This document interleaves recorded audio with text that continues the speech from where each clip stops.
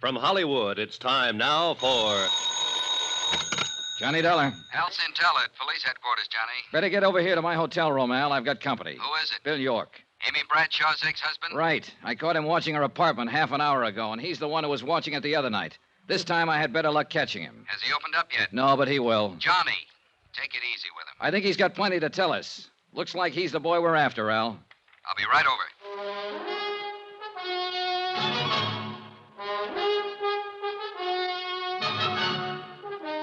Tonight and every weekday night, Bob Bailey in the transcribed adventures of the man with the action-packed expense account, America's fabulous freelance insurance investigator. Yours truly, Johnny Dollar.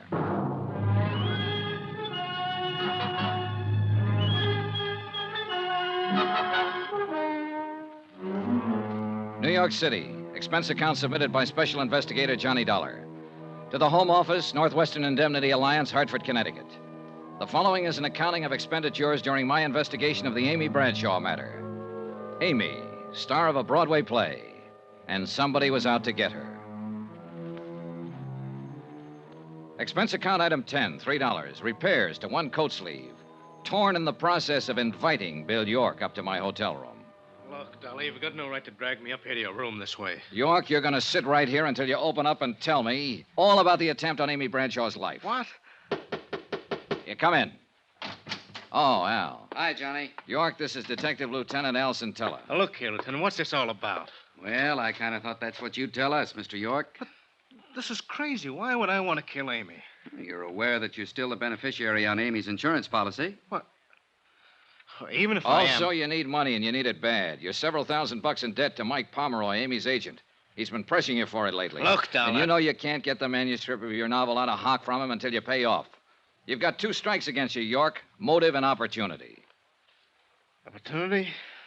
Sure, but motive? No, Dollar. I've never had any reason to kill Amy. It's true she and I couldn't make it together, but I guess that was more my fault than hers. Go on. You see, Amy's never let anything stand in the way of what she wanted. What she wanted, I didn't. I guess we just lived in two different worlds. What do you mean? She's always been a success, and I've always been a failure. You still haven't explained why you lied to me, York. Lied? When I talked to you this morning, you told me you hadn't been near Amy for a long time. But when I caught up with you in front of her apartment tonight, I realized you were the same one who was watching it night before last. How about that, York? You fellas don't believe me much. What do you mean? Sure, once in a while I go stand outside her apartment house, look up at the light on the window, maybe think a little about how things might have been. That's all. Maybe you better come downtown with me, York. We'll check your story further. If you're clean, you got nothing to worry about. All right, Lieutenant. Sergeant, take Mr. York down to the car and wait for me there. Johnny? Who else have you talked to? Oh, everybody close to her. But the one who interests me most is her agent, Mike Pomeroy. He can be a pretty rough customer when he wants to. And he thinks Amy's standing in the way of a career for an actress he's currently interested in. Let's talk about somebody else for a moment. Oh. You, Johnny. I think you're getting a little bit out of line. What do you mean? Down at police headquarters, we got a little black book. It tells us what to do and what not to do. It doesn't say anything about insurance investigators dragging possible suspects to their hotel room to question them. Listen, Al, when I'm assigned to a case, I usually try to break it any way I can. I know. It's just that I think you're taking this case pretty big. Meaning? Yesterday I told you that if I didn't know you better, I'd think you were falling for Amy a little yourself. Think it over, Johnny.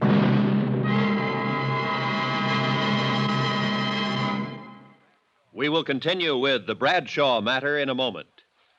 Friends, how'd you like to thrill your favorite youngster with some of the most exciting toys of the year? Picture the breathless excitement of any child surrounded by 6 gaily colored balloon-like giant animals up to 3 feet long, and all for the low, low price of just $1. Now, first you get Bounco the clown with round pot belly and funny nose. Next comes Hoppy the Australian kangaroo. Third, there's Roscoe the roller skating bear. He's 2 feet tall and looks almost like real. Fourth, there's Whitey the fat indoor snowman. And fifth, Mortimer the giant mouse, 18 inches long and sure to scare the whiskers inches off any cat. That's 5 different giant animals. But now, hold your breath for the most sensational toy of all, the star of the whole Christmas season, the jolly giant talking Santa Claus, guaranteed to make everybody's Christmas a merrier one. He's a big roly-poly happy Santa. He stands erect on 2 legs, is actually over 3 feet tall and 32 inches around. Best of all, he actually talks. Just pull the tape and he says, "Merry Christmas" for all to hear. He's the biggest, merriest, talkingest Santa ever. Sure to please your youngsters and spread good cheer. Yes, Giant Santa proves there really is a Santa Claus. That's a total of 6 giant animals made of brightly colored, preformed, sturdy latex, which the kids can easily inflate. And the cost, just $1, not for each, just $1 for all 6 of these lovable giants who'll turn your home into a circus parade. And here's a surprise. Mail your order today and you'll also receive absolutely free Peter the Rabbit, actually over 2 feet tall with big red ears almost 9 inches long. But you must send now.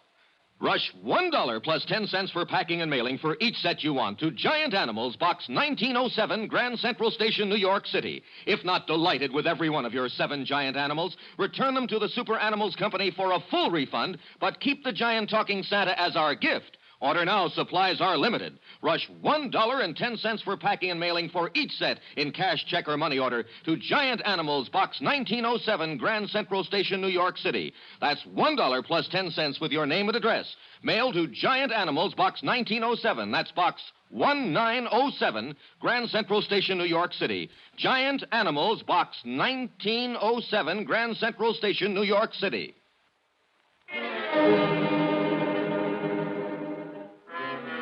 Expense account item 11, $4, drinks. For me. I thought about what Al Centella had said. The possibility I was falling for Amy Bradshaw. Thought about it for 2 hours. Finally, I decided I had to find out if he was right. I went over to Amy's apartment. It was good of you to come over, Johnny. I just can't seem to sleep lately. Yeah. I noticed there's a policeman on duty down in the lobby. Lieutenant Centella arranged for that. It's funny. It should make me feel better, but it doesn't. Just keeps reminding me of it. Threat on my life. I'm glad you're here, Johnny. So am I. Awfully glad. Maybe I shouldn't say that, but... Do you hear any objections?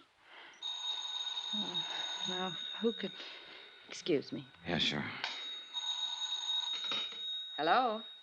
Yes? Oh, Porter. What? No, I'm sorry. No, really, Porter, it's out of the question. No, Good night, Porter. Kane, huh? Yes, I suppose he means well. But he can be rather annoying. Do you have a cigarette, Johnny? Here. Thanks.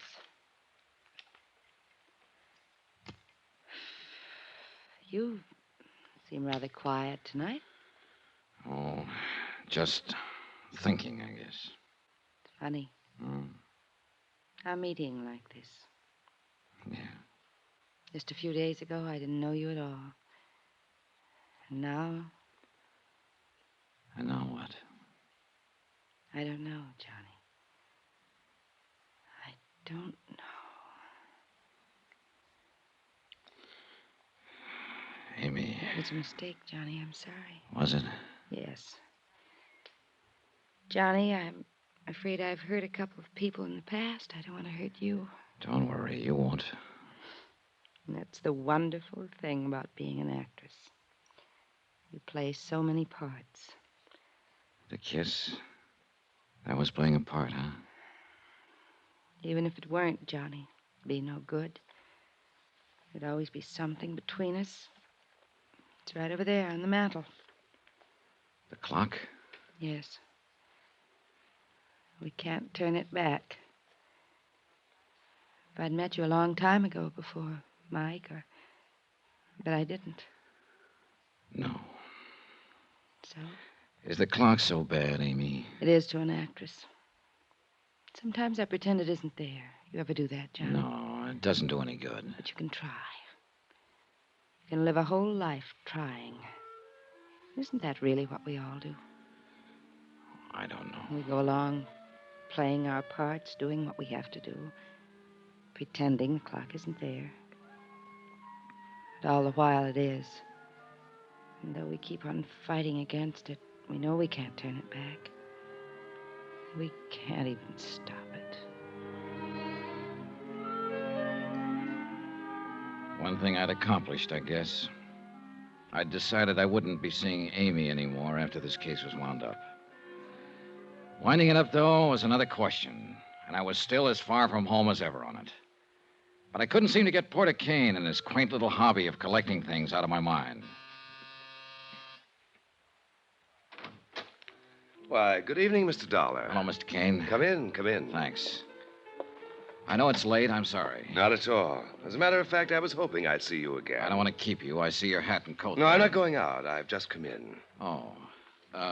You said you were hoping you'd see me again? Yes, I enjoyed our other little chat very much. I suppose you came to talk some more about Amy Bradshaw. Matter of fact, Mr. Kane, I came to talk about you. Splendid. And about your hobby. Collecting. A fascinating hobby, Mr. Dollar. You take it pretty seriously, don't you? I've devoted most of my life to it. And I may say that I've succeeded rather brilliantly with it. Each item in my collection is incomparable, without equal. Yeah. One of a kind. And that, of course, is precisely why Amy is necessary to complete the collection. The crowning and final edition. Final? Yes. For your information, Mr. Dollar, when I've acquired Amy, I intend to cease my hobby. Oh. She will complete my collection. Without her, though, it is still incomplete. Mind if I ask you a couple of questions, Mr. Kane? Not at all. You seem to have been pretty successful with your collection. Have you ever run up against an item you wanted but couldn't get? Of course not. That just doesn't happen. Has it ever happened? I can't remember that it ever... Yes. Yes, it did happen once. When? When I was 9 years old. A playmate of mine had a lollipop that I admired greatly. He wouldn't give it to me, and he wouldn't sell it to me. What did you do? I did the only logical thing there was to do. I smashed the lollipop, Mr. Dollar.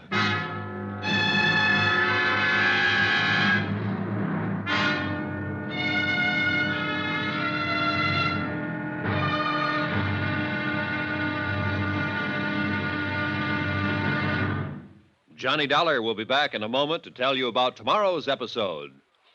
Friends, send for your set of some of the most exciting toys of the year. 6 giant inflatable toys for only $1. Some up to 3 feet tall. You get Bounco the Happy Clown, Hoppy the Australian Kangaroo, Roscoe the 2 feet long roller skating bear, Whitey the fat indoor snowman, Mortimer the giant mouse 18 inches long, and last but not least, the great giant talking Santa, a roly-poly giant over 3 feet tall and 32 inches around the belly that actually says Merry Christmas out loud when you pull the tape. That's 6 sensational giant toys for only $1, made of sturdy, gaily colored latex that the kids can easily inflate. Send $1 for each set to Giant Animals, Box 1907, Grand Central Station, New York City. And if you order right now, you get Peter the Rabbit over 2 feet tall absolutely free. If not delighted with your giant animals, your money refunded immediately. Order today. You may never hear this offer again. Rush $1 plus 10 cents for packing and mailing in cash, check, or money order to Giant Animals, Box 1907, Grand Central Station, New York City. That's $1 plus 10 cents for each set with your name and address to Giant Animals, Box 1907, Grand Central Station, New York City. Now, here's our star to tell you about tomorrow's episode of the Amy Bradshaw matter. Tomorrow, well, it's the wind-up, and a pretty rough one. Join us, won't you? Yours truly, Johnny Dollar. Yours truly, Johnny Dollar, starring Bob Bailey, is transcribed in Hollywood. Written by Robert Reif, it is produced and directed by Jack Johnstone. Be sure to join us tomorrow night, same time and station, for the next exciting episode of Yours truly, Johnny Dollar. Roy Rowan speaking.